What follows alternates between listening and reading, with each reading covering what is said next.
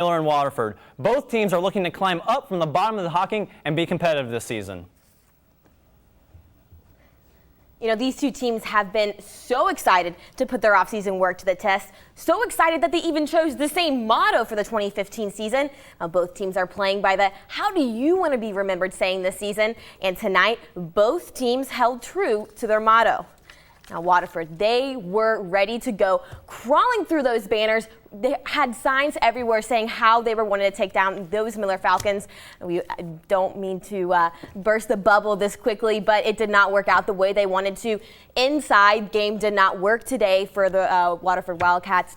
And that about summed up the first quarter. As soon as they got out in the second, things started to open up. They started going out different ways. But penalties were a big problem the whole game. So many that, you know, throughout the season, those things need to be corrected. You know, Montana Brooker, Isaac Huffman, two guys that really stuck out to me for this offense, for the Miller Falcons.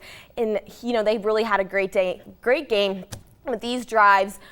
Really started to follow suit in the second quarter, and that's one thing that I really like to look at going on. So, Kelsi, it was a really slow start and you were out there. Did that take you by surprise at all? It did. You know, I really thought that these teams, it was going to be a good matchup, but I didn't know how it was going to go. But I was pleasantly surprised by both of these teams. The off-season work I talked about last week, it was crystal clear tonight, and despite some silly penalties that I talked about earlier, it needs to be cleaned up as the season goes on. But I see these very two teams going as far as in the Hocking as possible, and it's really excited to see what this does for Hocking play. And offense, it was pivotal tonight. All the decisions made. What stood out to you the most if you had to pick a couple of things? You know, the hitch and go was a game changer offensively. It really did everything for the Wildcats. We're talking about a confidence booster that really needed to happen. And from that point on, the corners, they had to play softer as the game goes on, and that hitch became a constant threat because of that.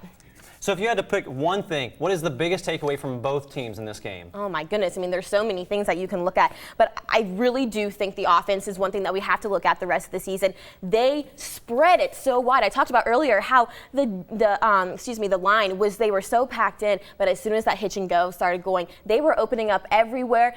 Finally, some things were starting to unfold, and I think as we go throughout the season, they play those big guns like Trimble and Wahama and Belpre. You need to pay attention and see how they explode down the sidelines. I mean, we had a few plays that hopefully you're going to see later. They were huge. I mean, 45, 20-yard toss that I really do believe can be a game changer going throughout the season. So, Miller, they only won one game last year, and today they won the first game. So how many wins do you think they can get this year? Oh, gosh. I mean, we're so early. We still have so many weeks to go.